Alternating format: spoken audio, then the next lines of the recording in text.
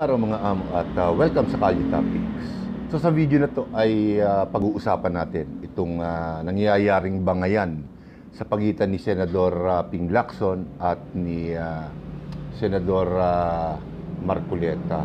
So bago ko talakayin itong mainit-init pang issue ay nais ko muna susan ng makiusap sa inyo na kung maaari ay paki-like at paki-share po itong video na to, at kung hindi naman po nakakabigat ay paki-subscribe na rin po dahil malaking bagay po ito para sa aking maliit na channel, at syempre para ma-recommend tayo ng algorithm sa marami nating mga amo. So kagaya po ng binanggit ko kanina, ang ating kukomentuhan, ang ating pag-uusapan po ay itong nangyayaring bangayan sa pagitan ni Senador Ping Lacson at ni Senador Rodante Marcoleta. So marami naman sa atin ang nakapanood nung mga privilege speeches ng dalawang senador, at nabalita na rin ito sa mainstream media, maging sa social media. At actually hindi ko naman tinapos yung mga patutyadahan ng dalawang senador. Ang naglaro kaagad sa isip ko ay ano ba ang mahalaga? Itong kanilang patutyadahan, kanilang bangayan, o yung talagang issue na dapat tinutukan ng dalawang senador na to. Hindi tayo kumakampi kay Senador Ping Lacson o kay Senador Marcoleta. Ang gusto kong pag-usapan natin ay kung yung bang mga pinagagagawa nila ay pumapabor ba sa kanila. Una, siguro pumapabor.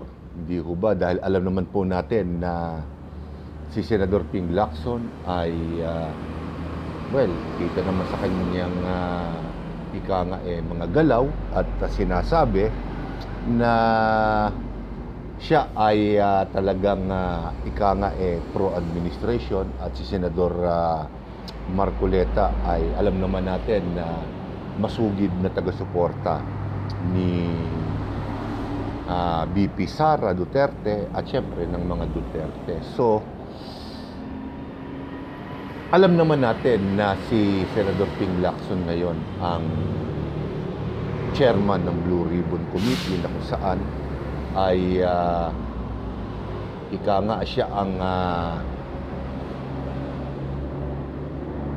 nangunguna ngayon sa investigasyon patungkol sa flood control projects. Hindi ko ba?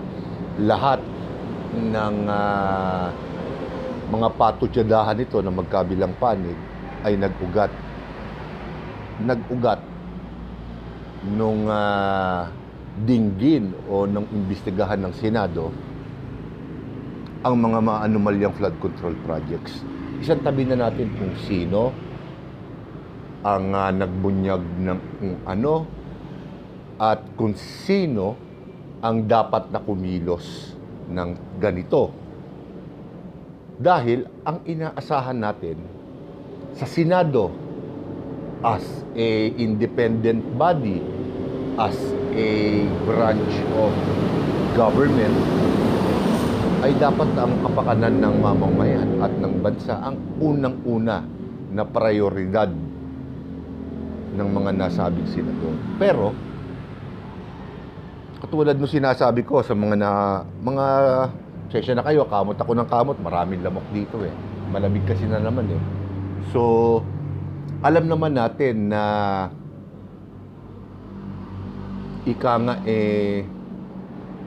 paano ko ba masasabi ng hindi tayo malalagay sa alanganin.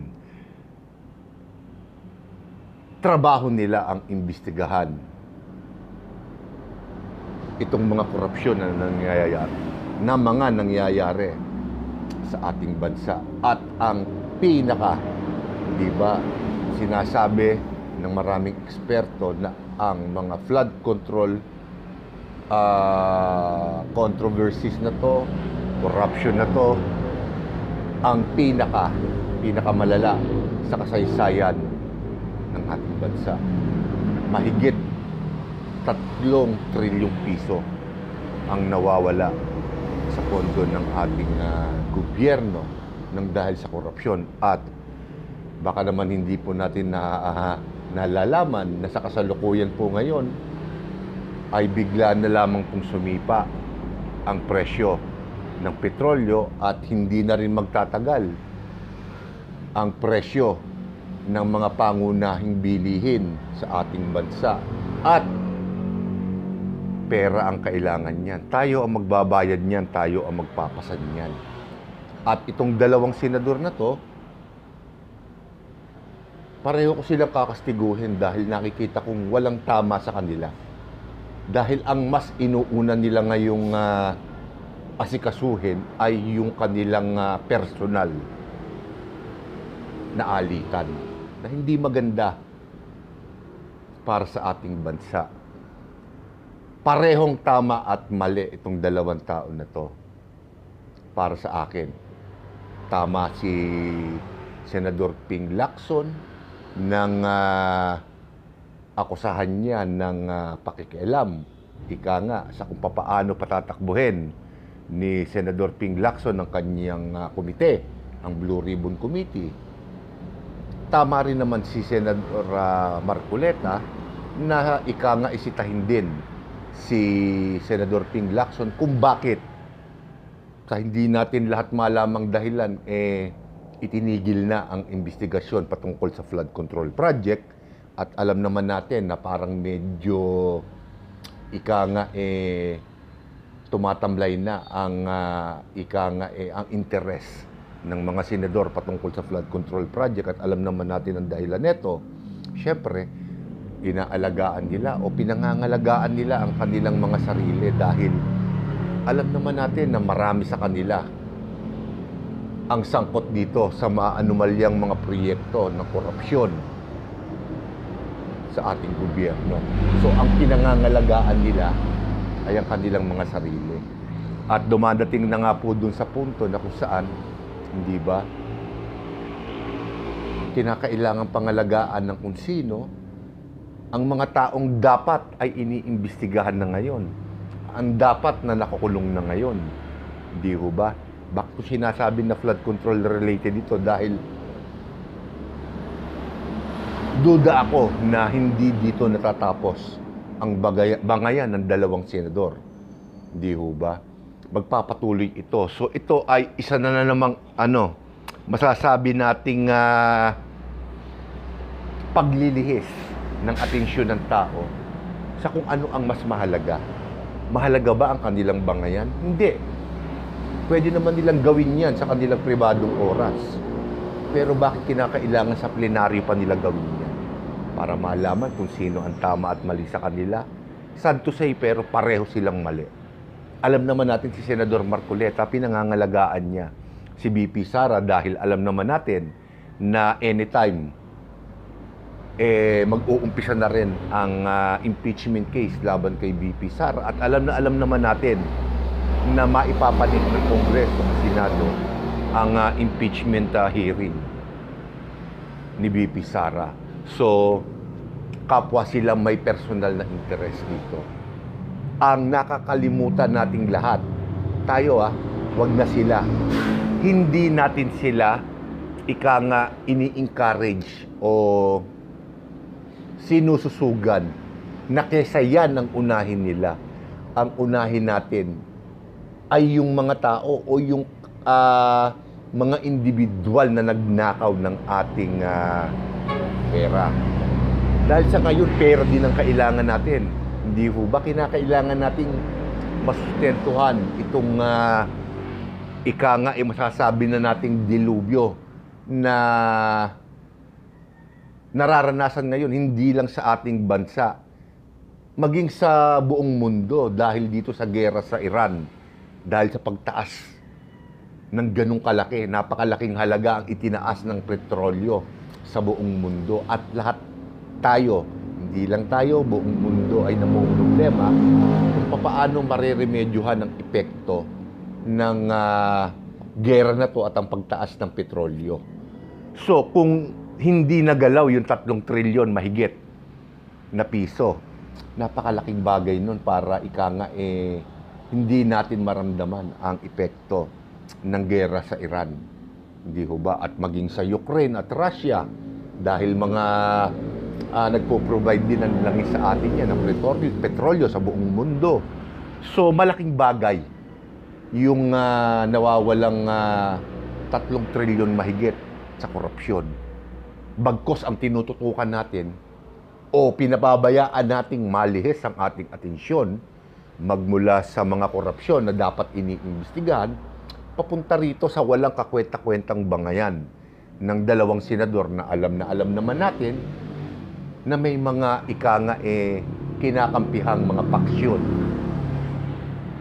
At hindi ko naman sila masisi dahil 2 malalakas na paksyon yan, ng administrasyon at ng mga Duterte, na kung sakasakali ay magkikita sa 2028 national election. So it's all about 2028 national election. It's all about politics. Hindi ba?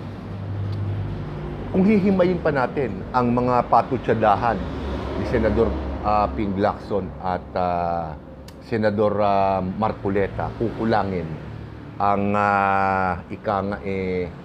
ang ating oras para himayin ang mga wala kakwenta-kwenta nilang patutsadahan.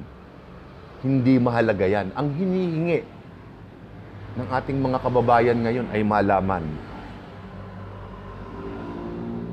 kung sino-sino ang mga dapat na mga politiko na makulong.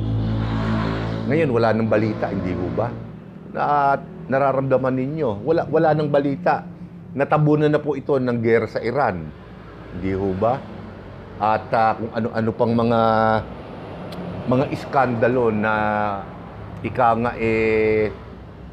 sumasakop ngayon sa social media at sa mainstream media na pilit, at nakakalungkot man po sabihin, na pilit na pinalalaki rin ng mainstream media, ng mga malalaking network sa mainstream media, at hindi na nila tinututukan itong mga flood control controversies na to, mga flood control corruption na to, dahil hindi lang naniniwala ako na hindi lang dito sa mga flood control projects nagkaroon ng korupsyon.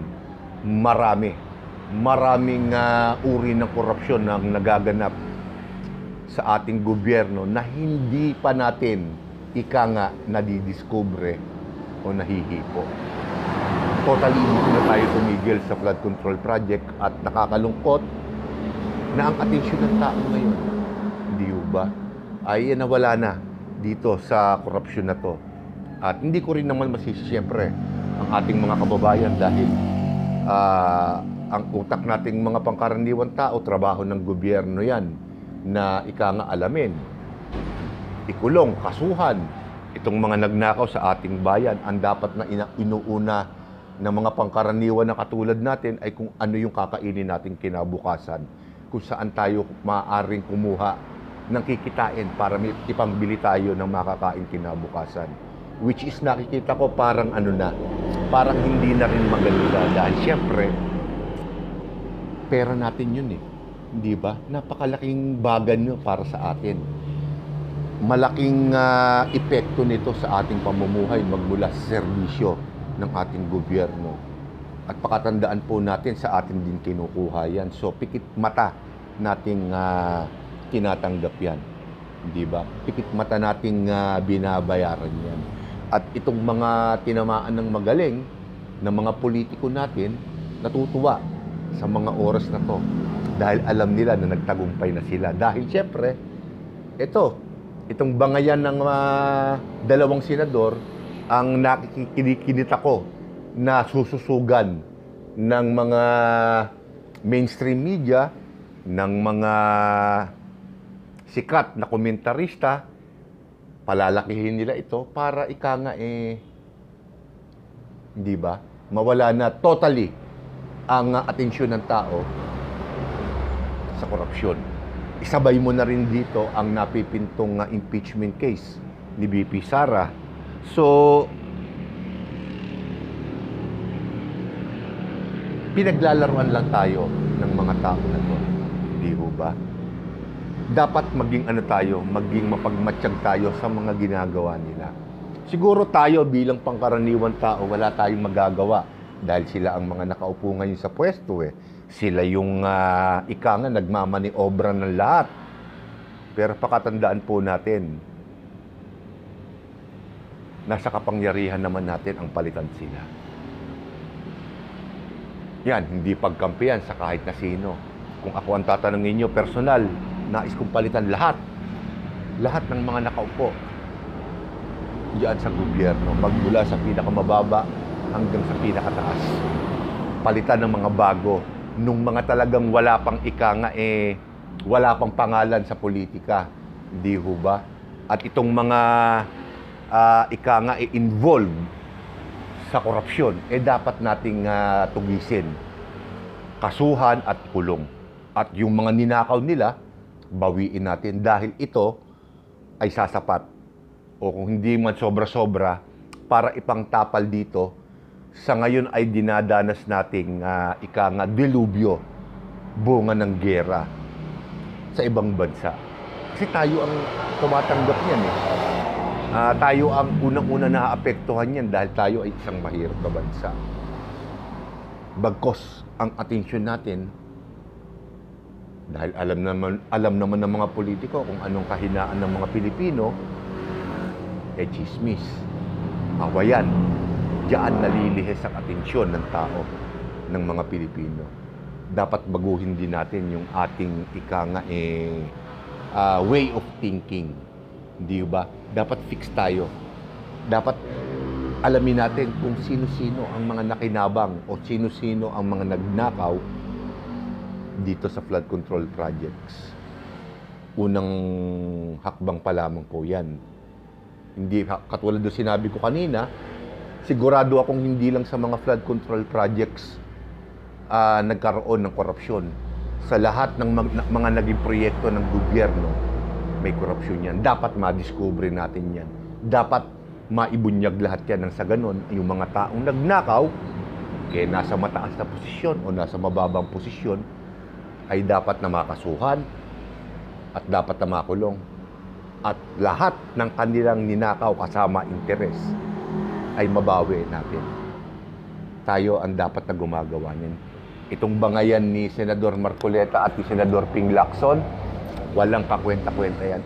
Para sa akin, isa na namang dagdag panglihis.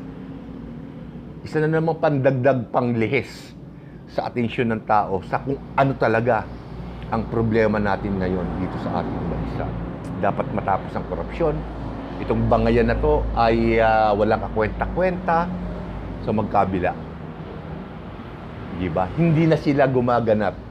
Hindi na sila gumaganap o hindi na nila ginagampanan